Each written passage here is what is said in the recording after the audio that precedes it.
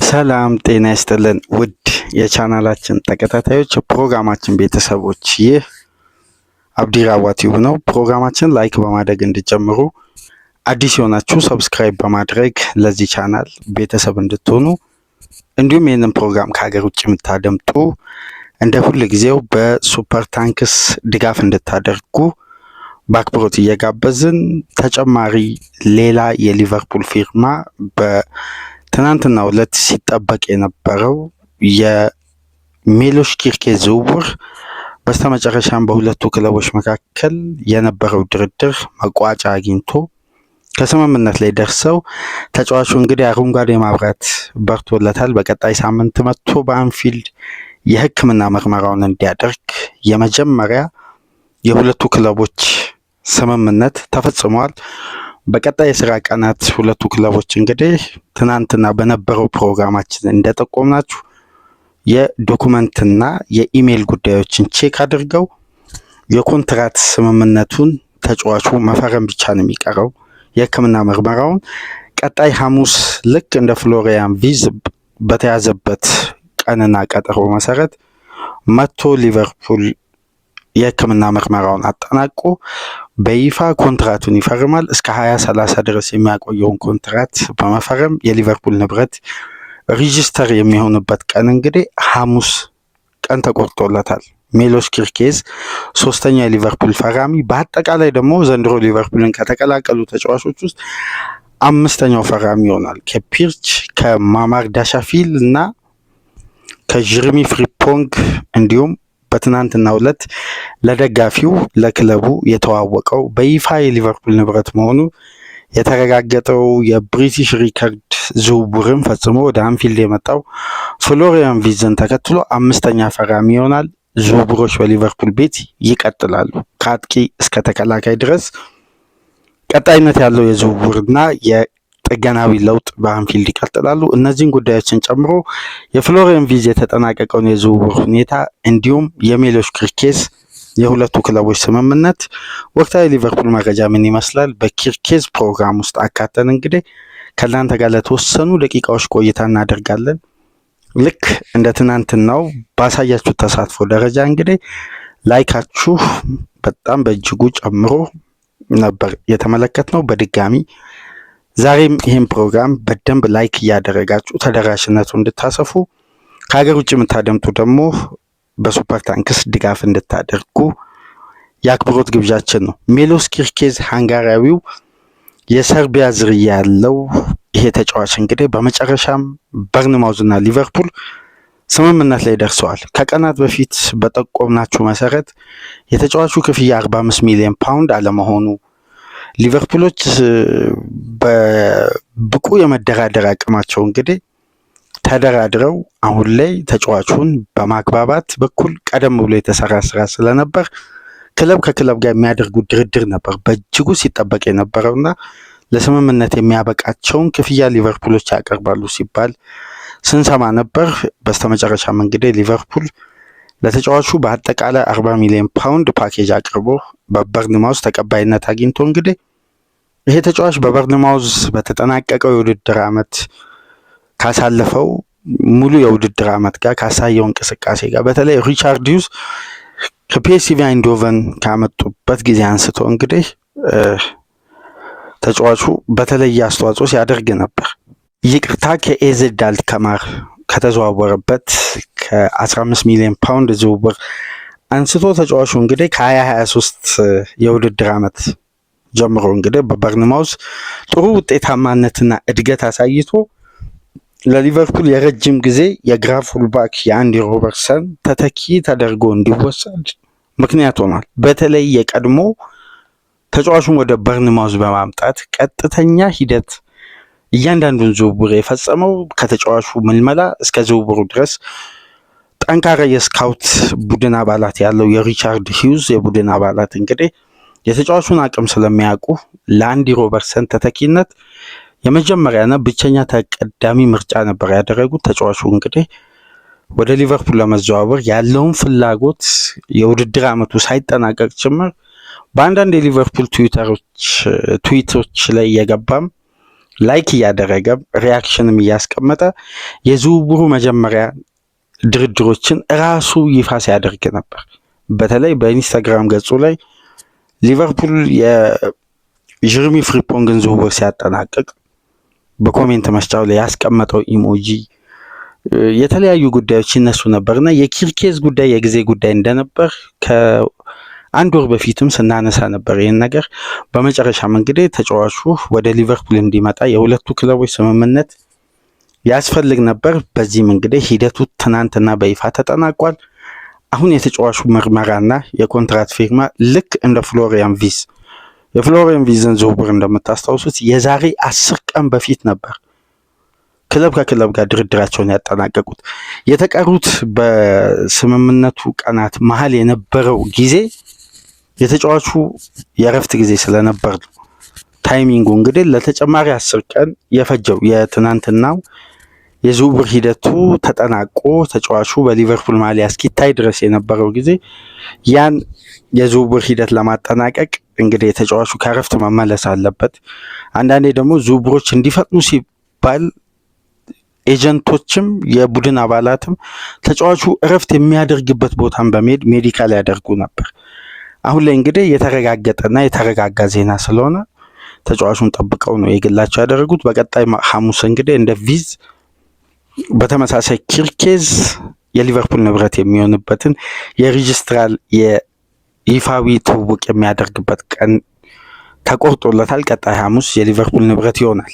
ለሕክምና ምርመራ ኪርጊቢ ይገኛል ማለት ነው እና ሊቨርፑል እና በርንማውዝ የሚጠበቅባቸውን ስምምነት ፈጽመዋል። ዶኩመንቶችን እየተቀያየሩ ነው የሚገኙት። በቀጣይ የስራ ቀን እንግዲህ እነዚህ ሂደቶችን አጠናቀው ተጫዋቹን የሊቨርፑል ንብረት ማድረግ ኮንትራት መፈረም ነው የሚጠበቀውና እስቲ ወደ ሌሎች ጉዳዮች ከመዘዋወራችን በፊት ስለ ሜሎሽ ኪርኬዝ አንዳንድ ወሳኝ የስካውት ሪፖርቶች ከዝውውሩ በኋላ ይፋ እየሆኑ ነው የሚገኙት። ይሄ ጉዳይ ምናልባት በአምስቱ ትላልቅ ሊጎች ውስጥ የዚህን ተጫዋች ልዩ አስተዋጽኦና አቅም በተለያዩ ዘገባዎች ላይ በተለይ ትራንስፌር ማርኬት የተጫዋች ዝውውር ሲጠናቀቅ የክለብ ከክለብ ጋር ጠንካራ ድርድር ሲያደርግ ስለ አንድ ተጫዋች ስካውት ሪፖርት ከክለቦች በሚያገኘው መሰረት የዝውውሩን ሂደት በመጥቀስ አንዳንድ ሂደቶችን ሁለቱ ክለቦች ለድርድር ያስቀመጣቸው ምክንያት ምንድን ነው? ያ ክለብ ለምን ተጫዋቹን በዚህ ደረጃ ፈለገው? ይሄ ክለብስ በቀጣይነት ቦታውን ወይም የዚህ ተጫዋችን አቅም ተከትሎ የሚጠይቀውን ዋጋ የራሱን ግምት ያወጣል እና በዚህ መሰረት እንግዲህ ከትራንስፌር ማርኬት ካገኘናቸው መረጃዎች መካከል አንዳንድ ጥቆማዎችን ልስጣችሁ። በተለይ በዚህም ወቅት 23 ዓመትና ከዛ በታች የሚገኙ የግራ ፉልባክ ተጫዋቾች ያላቸው ቁጥራዊ መረጃ በአምስቱ ትላልቅ ሊግ 10 እና ከዛ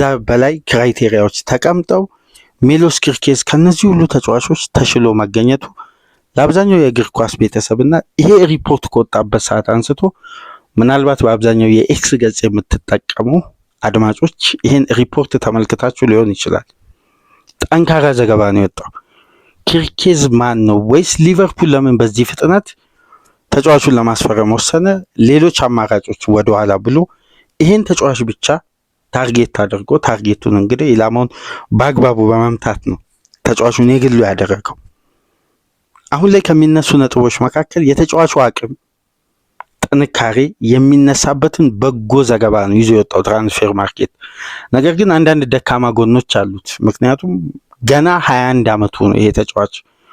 ብዙ መብሰል የሚጠበቅበትን የፕሮፌሽናል ሌቭል አለ። ግን በ21 ዓመቱ ያሳየው እንቅስቃሴ አንዳንዴ ከእድሜው በላይ ግርምትን የፈጠረ ኳሊቲ በተጫዋቹ ውስጥ ታይቷል። የቴክኒክ አቅሙ በተለይ ደግሞ በልዩነት የሚነሳው የማጥቃት እስኪሉ ነው እና ከኳስ ጋር ያለው ቀጥተኛ ግንኙነት በመከላከሉ በኩል ልክ እንደ አንዲ ሮበርትሰን የሚታማበት ሁኔታ አለ። ነገር ግን ተጫዋቹ እድሜው ገና መሆኑ ገና የ21 ዓመት ተጫዋች መሆኑ እነዚህ ክፍተቶች በጊዜ ሂደት እንደ ቡድን ሊቨርፑል ፍሉዲቲውን ድጋሚ ሲያገኝ ከአዳዲስ ተጫዋቾች ጋር እነዚህ ክፍተቶች ይቀረፋሉ ተብለው ታሳቢ ተደርገው ነው የመጣው። በተመሳሳይ ጉዳይ እንግዲህ ይህ ነጥብ የመከላከል አቅም በጀርሚ ፍሪፖንግ ፖዚሽን ላይም ጥያቄ ይነሳል። ነገር ግን ማጥቃት ውስጥ ያለውን መከላከል የሚመርጡ አሰልጣኝ ስለሆኑ አርነ ስሎት ይህን ፍልስፍናቸውን ደግሞ ከኤርገን ክሎፕ አስተሳሰብ ለመላቀቅ ከወሰዱባቸው እርምጃዎች መካከል ኦፌንሲቭ ማይንድ ያላቸውን ተጫዋቾችን ወደ ክለቡ ማምጣት ነው። ይህ አሁን ትልቅ የአስተሳሰብ ለውጥ ቀጣይ የውድድር ዓመት እንመለከታለን። ሊቨርፑል ቤት ሰፊ ጋፕ ያለው ከተጠናቀቀው የውድድር ዓመት ያምናውን እንደምታውቁት ትራንዚሽን ላይ ያለ ቡድን ነው። የኤርገን ክሎፕን ፖዚሽን በአግባቡ መምራትን ነው ስሎት የመጀመሪያ የውድድር ዓመት ኃላፊነታቸው። ለዛ ደግሞ አብዛኛው ሲስተሞች ተመሳሳይና ተቀራራቢነት አላቸው። ሊቨርፑል ቤት የተቀነሰው ወይም ሊቨርፑል ቀንሶ ከኤርገን ክሎፕ አጨዋወት ውስጥ ውጤታማ ከሆኑ ጉዳዮች መካከል ይሄ የኢነርጂ ሲስተሙን በተወሰነ መልኩ ቀንሰውታል። የፕሬሲንግ አቅሙን፣ ሃይ ተርኖቨሩን፣ ከኳስ ውጭ ያለውን ከፍተኛ የወርክ ሬት ጉዳይ የኤርገን ክሎፕ የሚፈልጉት ያ የጄጂ ፕሬሲንግን ቀንሰው የተጫዋቾችን ሎድ ማኔጅመንት ላይ ነው ያተኮሩት። ይሄ ጉዳይ እንግዲህ በውድድር ዓመቱ በሊቨርፑል ቤት ከየትኛውም ስብስብ በላይ 82% ተጫዋቾቹ በወጥነት አብዛኛውን ጨዋታ እንዲያደርጉ አስችሏቸዋል እና ይሄ ጉዳይ አንዱ በክለብ ውስጥ የተሻሻለው ነጥብ ነበር። ግን አሁን ከሚፈርሙ ተጫዋቾች ደግሞ አንዳንድ ቅድመ ሁኔታ ስንነሳ የሊቨርፑል የጨዋታ መንገድ በቀጣይ የውድድር ዓመት እንዳምናው እንደማይሆን በደንብ የሚነግሩ ጉዳዮች አሉ። ፍሪፖንግም የመከላከል ድክመቱ ነው የሚነሳው። በማጥቃቱ በኩል የማይታማ ያውም እንደ ፉል ባክ ሳይሆን እንደ ዊንግ ባክ ነው የሚነሳው። ሜሎሽ ኪርኬዝም በተመሳሳይ በማጥቃቱ በኩል ኦቨርላፑ አንደርላፑ የሚወደድለት ተጫዋች ነው። ገና የ21 ዓመት ተጫዋች ነው። እዚህ ላይ ደግሞ አታኪንግ ማይንድ ያለው ተጨማሪ ተፈጥሯዊ የማጥቃት አቅሙ ከፍ ያለ የክሬቲቭ ተጫዋች ፍሎሪያን ቪዝ ሲጨመር ሊቨርፑል አስተሳሰቡ ማጥቃትን በደንብ ፍሉድ ለማድረግ እንዳሰበ ነው የሚያሳየው። ዝውውሮች እንግዲህ እዚህ ላይ ነው እንግዲህ ሊቨርፑሎች አምና ከየትኛውም ቡድን በላይ 89 ግብ አስቆጥረው ነገር ግን የግቦቹ መነሻ እነማን ነበሩ የሚለውን ጉዳይ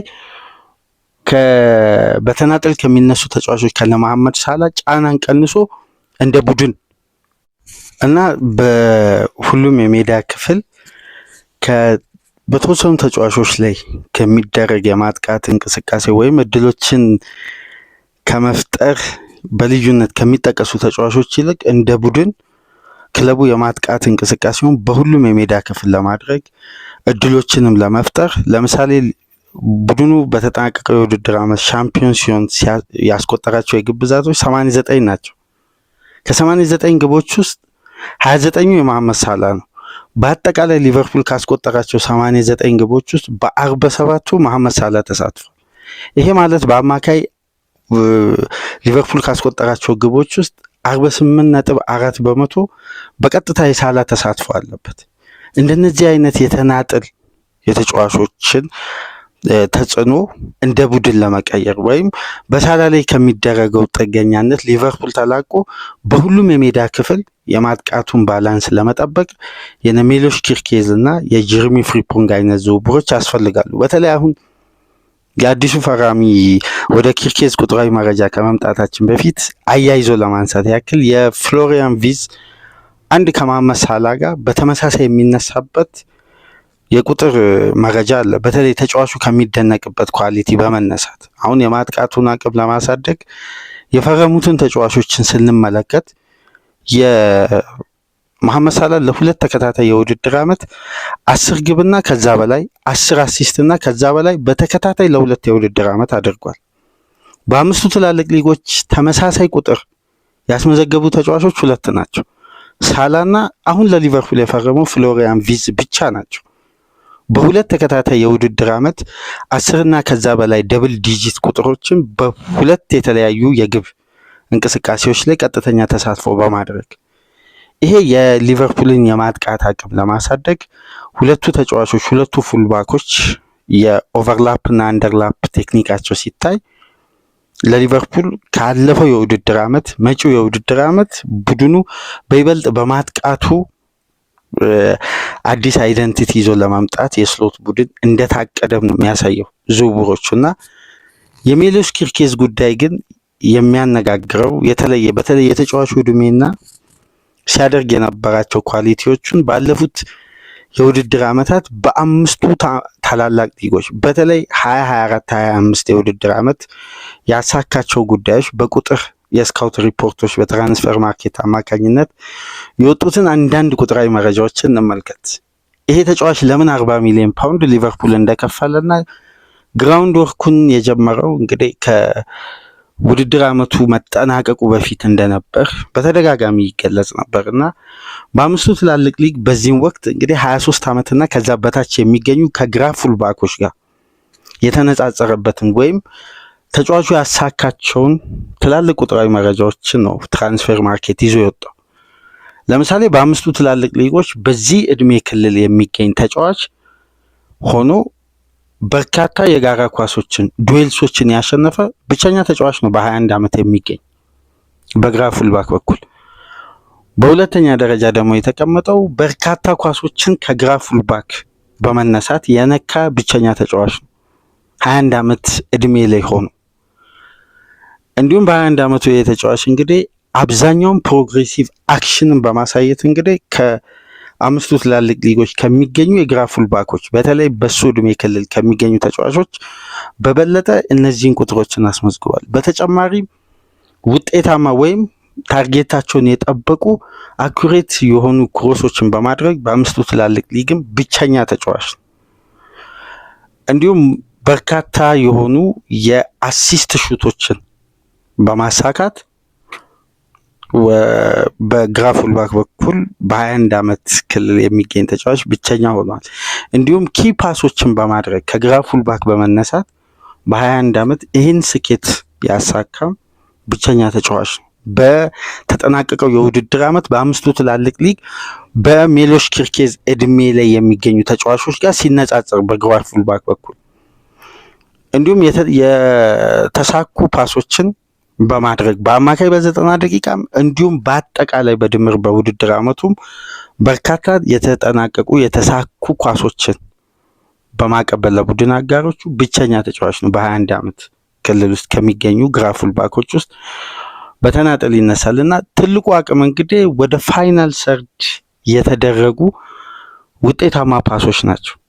ወደ ፋይናል ሰርድ ወደ ፋይናል ቦክስ በተሳካ ሁኔታ የተጠናቀቁ ፓሶች ውስጥ በአምስቱ ትላልቅ ሊግ ከሚገኙ የግራ ፉልባኮች ጭምር በአጠቃላይ ይሄ ተሰርቶ እንግዲህ ኪርኬዝ በአምስቱ ትላልቅ ሊግ ከሚገኙ በሁሉም እድሜ ክልል ላይ ከሚገኙ ተጫዋቾች አራተኛ ነው። በሱ እድሜ እርከን ደግሞ ከሚገኙ ተጫዋቾች ደግሞ ብቸኛ ነው።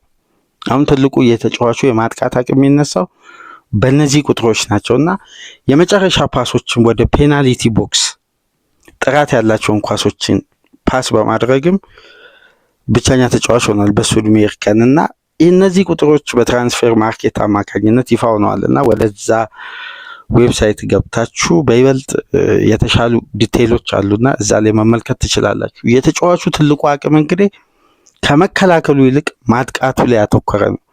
ለዚህ ነው የሊቨርፑል የተጠናቀቀው የውድድር ዓመት ይሄ ባላንስ ኦፍ ዘ ጌምን ሁለት የተለያየ 45ቶችን ለያይቶ የሚቀርብበት መንገድ ምናልባት በሚመጣው የውድድር ዓመት 2025 26 ሌላ መልክ ያለው ቡድን እንደሚሆን ይጠበቃል። እነዚህ ቁጥሮች የተጫዋቾች አቅም እንቅስቃሴ ከቀድሞ ክለባቸው ጋር የነበራቸውን ቆይታ ስንመለከት ሊቨርፑል ወደ ሎው ብሎክ ቀረብ ብሎ መጫወቱ በተጠናቀቀው የውድድር ዓመት ክለቡ ላይ የሚደርሰውን ጫና ቀንሷል ተብሎ ይታሰባል። በተለይ አማካዩና ተከላካዩ መካከል ያለውን ጋፕ በደንብ አጥብበው ስሎት የሃይ ተርኖቨር በተደጋጋሚ የሚሞክርና የትራንዚሽን ሞመንተሞችን የሚጠብቁ ተጫዋቾች እንደና አሌክሲስ ማካሊስተር ያሉ ተጫዋቾች ወደ ፋይናል ሰርድ የሚሸጋገሩ ፓሶችን ጠብቀው የሚያደርጉ በፋይናል ሰርድ የሚገባ እንቅስቃሴ ውስጥ ደግሞ የመጨረሻ የውሳኔ አቅማቸው የተሳኩ ተጫዋቾች ሜዳ ውስጥ ጌም ኮንሰንትሬሽናቸው ከፍ ያለ ይሄ የቡድኑን ቴምፖ የሚጠብቁ ተጫዋቾች የክለቡ ባላንስ ነበሩ። ነገር ግን በቀጣይ የውድድር ዓመት ክለቡ ከጥንቃቄ አጫወት ይልቅ ወደ ራሱ አይደንቲቲ ተመልሶ ማጥቃቱን ፎከስ አድርጎ ለዚህ ጨዋታ ደግሞ ምቹ ይሆናል ተብሎ የታሰቡ ተጫዋቾች ናቸው ወደ ክለቡ እየመጡ የሚገኙትና የኪርኬዝ ዝውውር ብዙ ተብሎበታል። በአትሌቲክስ ገጽ ላይም ገብታችሁ እነዚህ ዘገባዎችን መመልከት ትችላላችሁ። በተለይ የዴቪድ ኦርኒስተን አንድ ግራፍ አለ በኤክስ ገጽ የተለቀቀ በተጫዋቹ ዙሪያ ኦፕታ ያወጣውን በአንድ ወቅት ስታቲክስ እንግዲህ በማምጣት የሊቨርፑል ኃላፊዎች ፎከስ ካደረጉ ምክንያቶች መካከል ተብሎ በአጭሩ የተገለጸ። እስቲ እሱን የተወሰነ ቁጥራዊ መረጃ ደግሞ በተጫዋቹ በኩል እንመልከት። የዚህ ተጫዋች ዝውውር ካሁን በኋላም ብዙ የሚባልበት አንዳንድ ቁጥሮች አሉ።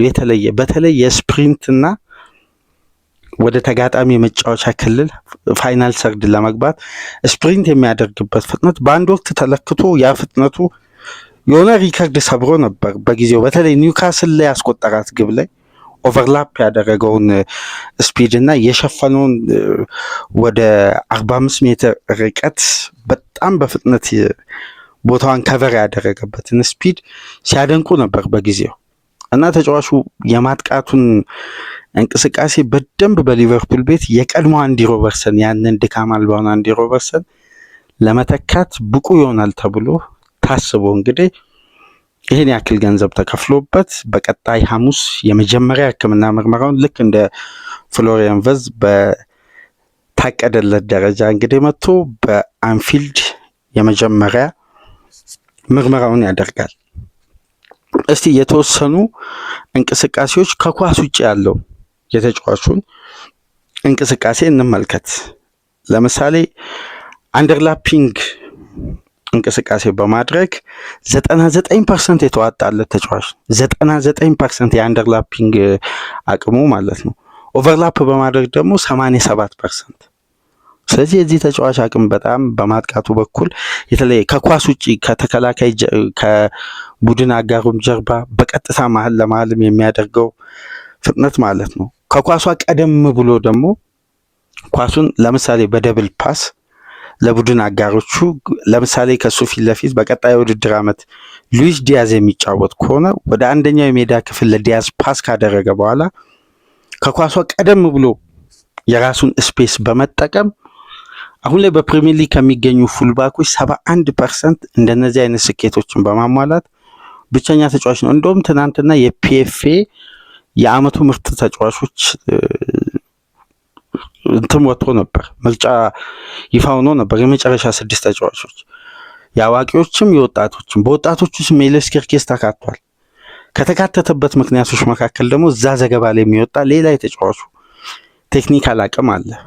ምንም እንኳን በወጣቶች የዘንድሮን የውድድር ዓመት ሌሎች ተጫዋቾች ሊያሸንፉ የሚችሉበት ፕሮባቢሊቲ ከፍተኛ ነው። ግን ከተመረጠበት ምክንያቶች መካከል ለምሳሌ የክሮስ ኳሶችን በመቀበል ወይም ክሮስ የተደረጉ ከአንደኛው የሜዳ ክፍል በተቃራኒ ወደሱ የሜዳ ክፍል ረጃጅም ፓሶች ቢደረጉ በ68% እነዚህ ኳሶችን ተቀብሎ ወደ ዳይሬክት አታክ በመቀየር የተለየ አቅም አለው እና ከዲያዝ ጀርባ በተደጋጋሚ ከተጋጣሚ ተከላካይ ጀርባም ስፔሶችን እየተመለከተ የማጥቃቱ ሞመንተም በመምራትም 71.4% በዚህ በኩል የተዋጣለት ተጫዋች ነው።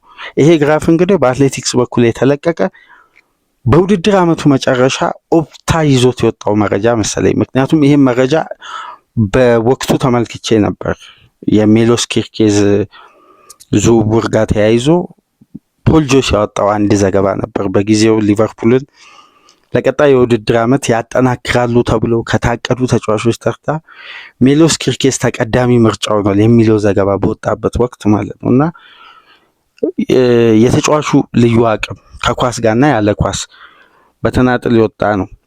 እንዲሁም የቡድን አጋሮችን ተጠግቶ ከኳስ ጋር ባለው እንቅስቃሴ በመርዳት ወይም ይሄ አንድ ለአንድ ፓሶችን ከቡድን አጋሮቹ ጋር እየተቀባበለ በጠባብ ስፔስ ውስጥ የማጥቃት እንቅስቃሴን ክሬት በማድረግ 64% ስኬታማ ተጫዋች ነው እና ይሄ ግራፍ ስለ ኪርኬዝ ብዙ ያነሳል። ይሄ አትሌቲክስ ይዞ የወጣው ግራፍ ነው። ቀደም ብዬ የጋራ ኳሶችን ያሸነፈበት ፋይናል ሰርድ የገባበት እያንዳንዱ እንቅስቃሴ ደግሞ በትራንስፌር ማርኬት የስካውት ሪፖርት ዝውውሮች ሲጠናቀቁ የሚወጡ የክለቦች የስካውት ሪፖርት አሉና ከዛ ላይ የተገኘ መረጃ ነው። አሁን የተጫዋቹ ትልቁ አቅም ማጥቃቱና ወደ ፋይናል ሰርድ የሚገባበት ትልቁ አቅሙንም እየተነሳ የሚገኘው ነገር ግን በመከላከሉ በኩል ለምሳሌ በራሱ የመጫወቻ ክልል ውስጥ በተጋጣሚ ተጫዋች በአንድ ጨዋታ በአማካይ 7 ድሪብል ቢሞከርበት 4ቱን የማስጣል ብቃት አለው። 3ቱ ከታለፈ ግን አደጋው ምን ያክል ነው? ለምሳሌ ጠንካራ የድሪብል አቅም ያላቸው ተጫዋቾች አሉ በሊጉ። ለምሳሌ እነ ፔድሮ ኔቶ አይነት ተጫዋች አንድ ድሪብል ቢሞክሩ አንዱን ማሳካት እንደሚችሉ ቴክኒካቸው በሁለቱም እግር ወደ ሁለቱም የሜዳ ክፍል መሸወድ የሚችሉ ማለት በግራም በቀኝ እንደነዚህ አይነት ተጫዋቾች ጋር በአንድ ለአንድ ግንኙነት በሚገናኙበት ወቅት ተጫዋቹ 51 በመቶ ነው የማሸነፍ ሬቱ። ይሄ በድክመት የተነሳ ነው። ከ7 4ቱን ያሸንፋል፣ 3ቱን ይታለፋል ማለት ከፉል ባክ ቢያንስ በአማካይ ከ7 5.6ቱን ማሸነፍ አንዱን ፉል ባክ የመከላከል ጥንካሬውን ያሳያል ተብሎ ይታመናል። ይሄ በሜሎስ ኬርኬዝ በኩል የሚነሳ ደካማ ጎኑ ወይም በድክመት የሚነሳ የተጫዋቹ እንቅስቃሴ ነው።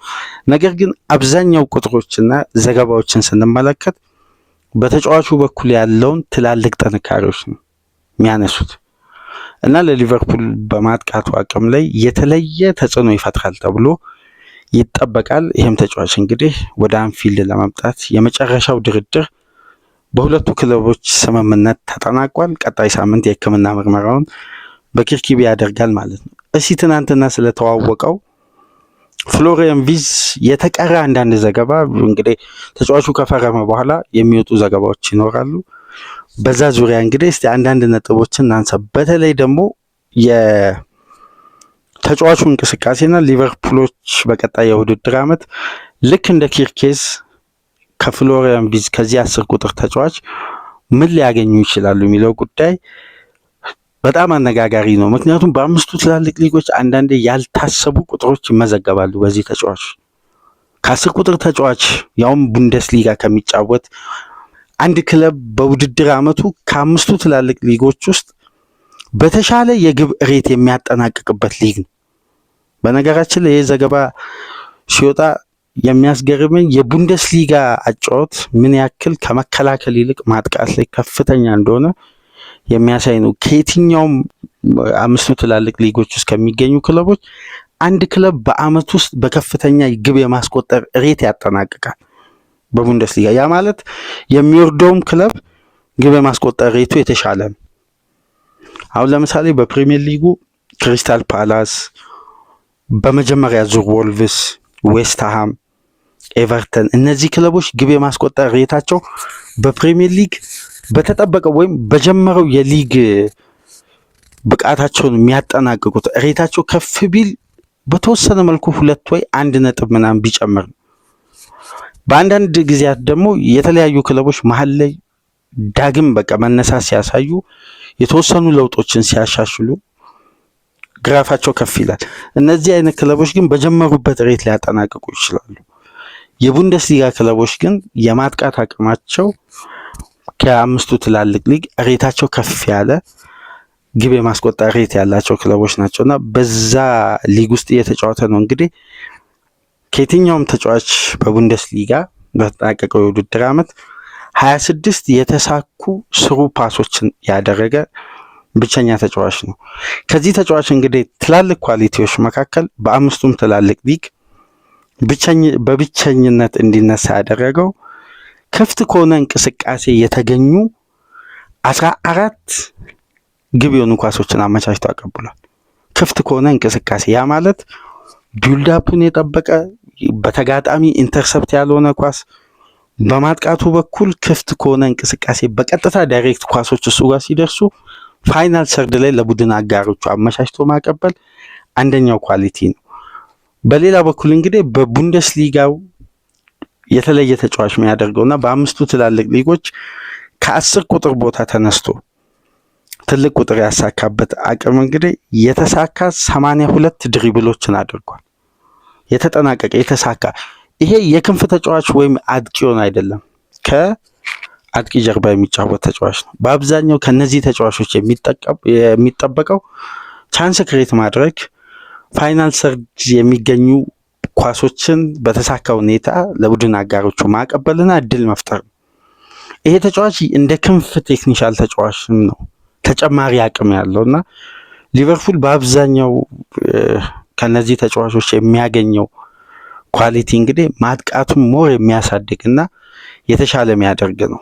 የነዚህ ሶስት ተጫዋቾች በቡድን ውስጥ መቀላቀል አንደኛ የቡድኑን ስቴቢሊቲ ከፍ ለማድረግ ማጥቃቱን ለመጨመር በተጠናቀቀው የውድድር ዓመት ካስቆጠረው 89 ጎል በተሻለ ቁጥር ለማጠናቀቅ የሚረዱ ቶፕ ኳሊቲ ተጫዋቾች ከ24 ዓመት በታች የሆኑ ሶስት ተጫዋቾችን እንግዲህ ወደ 195 ሚሊዮን ፓውንድ በመክፈል የግሉ አድርጓል። ስለዚህ የነዚህ ሶስት ተጫዋቾች ዝውውር መጠናቀቅ ኬለርን ተክቶ የሚመጣው ግብ ጠባቂ የአሊሰን የረጅም ጊዜ ተተኪ ተደርጎ የፈረመ ቀደም ብሎ በተጠናቀቀው የውድድር ዓመት ማማርዲ ሻፊልን ስንመለከት ሊቨርፑል የስኳድ ጥራቱን በሚገባ እያሳደገ መምጣቱን እንመለከታለን፣ በእድሜም በብቃት። ስለዚህ ቀጣይ የውድድር ዓመት ከሌሎች ክለቦች ጋር ጠንካራ ፉክክር አድርጎ የሊጉን ዋንጫ ለማቆየት ወይም ለ21ኛ ጊዜ ለማንሳት የተሻለ ስብስብ ይዞ ለመቅረብ ቆርጦ ተነስቷል። በቀጣይ ወር ነው እንግዲህ ሊቨርፑል ቅድመ የውድድር ጊዜ ዝግጅት የሚጀምረው። ያኔ ደግሞ የነዚህ ተጫዋቾች ውህደት ከስብስቡ ጋር በደንብ የሚሰራበት ወቅት ነው። በዛን ጊዜ እንግዲህ ታክቲካል ጉዳዮችን እያነሳን ምንወያይበት ጊዜ ይሆናል። በመጨረሻም ግን አንድ ነጥብ ለማንሳት በተጠናቀቀው የውድድር ዓመት በዚህም ወቅት የሊቨርፑል ኃላፊዎች በንቃት ዝውውሩ ላይ የተሳተፉ አልነበረም። የሚነሱ ተመሳሳይ ጥያቄዎች አሉ። በዋነኝነት የሚነሳው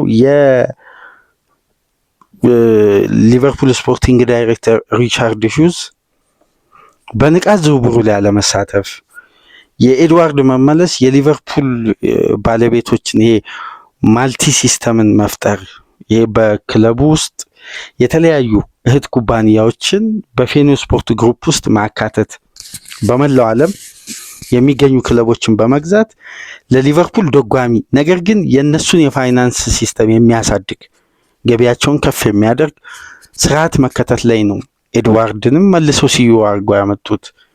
በርካታ ትችቶች ይነሱ ነበር በእነዚህ አስተዳዳሪዎች ጉዳይ። ነገር ግን ቀደም ብሎ ዙቢመንዲ ላይ ጥረት አደረጉ። የዙቢመንዲ ዝውውር ሳይሳካ ሲቀር ወዲያው ነው ከዝውውር ራሳቸውን ያወጡት። ኬዛን ብቻ ኦፖርቹኒስቲክ ዲል፣ ይሄ እድለኝነትን የሚጠይቀውን የዝውውር ሂደት ተመልክተው ኬዛን ብቻ አስፈረሙ።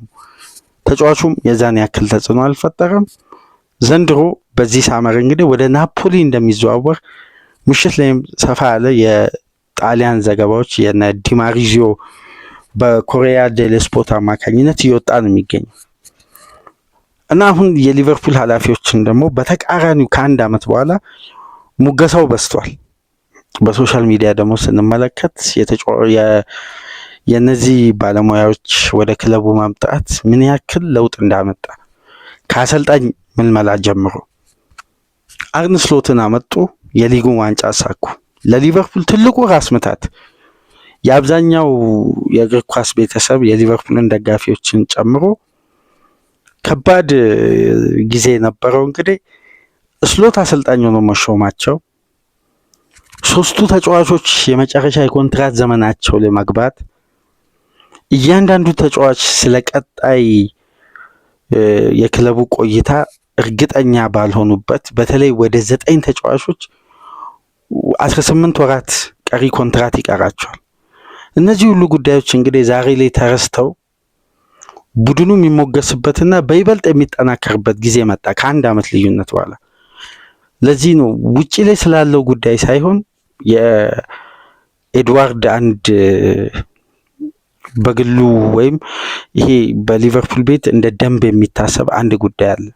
ውጪ ላይ ስላለው ትችት፣ ውጪ ላይ ስላለው የደጋፊ ጩኸት ሳይሆን ይሄ ክለብ በየትኛው መንገድ ቢሄድ ነው ውጤታማ የሚሆነውና ለክለቡ ያስፈልጋል ብለው ያመነውን ስትራቴጂ የሚከተለው እንጂ ሊቨርፑል ኤጌሌን ስላስፈረመ ተጠናኳል፣ ኤጌሌን ስላላስፈረመ ደካማ የውድድር ዓመት ያሳልፋል ከሚለው ግምት ውስጥ አይደለም። ክለቡን በስትራቴጂና በተለይ በጣም የተረጋጋና የሰከነ ውሳኔ በመወሰን እያንዳንዱ ጉዳይ ላይ ጥድፊያና በገበያው ላይ ስላሉ ተጫዋቾች ወይም ሊቨርፑል ይሄ ክፍተት አለበት ተብሎ ስለታመነ መጀመሪያ በስኳድ ለመሙላት ጥረት ይደረጋል። ካልሆነን ወደ ገበያ የሚወጡት አሁንም እንግዲህ የጥገናዊ ለውጥ ይቀጥላል። ምልመላዎችም ድርድሮችም ከሌሎች ተጫዋቾች ጋር ቀጥሏልና በውስጥ የሚሰሩ ስራዎች አንዳንዴ ለደጋፊው ትዕግስት አልባ ይሆናል። ነገር ግን ውስጥ ያሉ አስተዳደራዊ ጉዳዮች በሰከነ ሁኔታ ክፍተቱን ጉለቱን ተመልክተው የሚያጠናክሩበት መንገድ የሚያስገርም ነው። ከዛ ውጥረት እንግዲህ አሁን ክለቡ ወጥቶ ሻምፒዮን ሆኖ በይበልጥ ሻምፒዮናነትን ሊያስጠብቅ የሚችል ስብስብ ይዞ ለመቅረብ በዚህ ልክ ሲጠናከር ነገራቶች በአንድ የውድድር ዓመት እንዴት እንደሚቀየሩ በውድድር ውስጥ ደግሞ የነሳላ አወዛጋቢ አስተያየት ክለቡ ላይ ጫና ነበር። እነዛ ጫናዎችን ተሻግረዋል። የነቫንዳይክ ቆይታ አጠራጣሪ ነበር። ሁለቱን ተጫዋቾች ኮንትራት በማስፈረም አርኖልድ እንግዲህ ውድድር ዓመቱ ሳይጀምር ከሪያል ማድሪድ ጋር ድርድር መጀመሩና ቃሉን መስጠቱን እነዚህን ኃላፊዎችን ቀደም ብሎ ተስፋ ያስቆረጠ ጉዳይ ነበር። ያው በውስጥ ተይዞ የከረመ የቆየ ጉዳይ ነው። በስተመጨረሻ ነው ሊቨርፑል ሻምፒዮን ሲሆን ይፋ የሆነውና ቀደም ብሎ የሚሰሩ ስራዎች ቀጣይ እቅዶችን ፕላን አድርገው በፕላናቸው ሲጓዙ እንግዲህ በዚህ ደረጃ ቡድኑ ውጤታማ ሆኖ በይበልጥ በውጤታማነቱ እንዲቆይ ማጠናከር የሚሰራውና ባለፉት ጊዜያት የነበረው ትችት ዛሬ ላይ ተቀይሮ እንግዲህ ሙገሳው ከፍ ብሏል። የዚህ አስተዳደር ወደ ሊቨርፑል መመለስ ምናልባት ከሚመጡ ተጫዋቾች ከሚመጡ አሰልጣኞች ኮቺንግ ስታፎች በበለጠ የዚህ አስተዳደር መምጣት በሊቨርፑል ቤት በርካታ ጉዳዮችን ያረጋጋል ስንል የነበረበት ምክንያት ይሄ ነው። የዛሬ 5 ዓመት ከክሎፕ ጋር የመለመሉትን ተጫዋች ነው ከ5 ዓመት በኋላ ጠብቀው 116 ሚሊዮን ፓውንድ የከፈሉት በኮሎኝ እያለ ማለት ነው።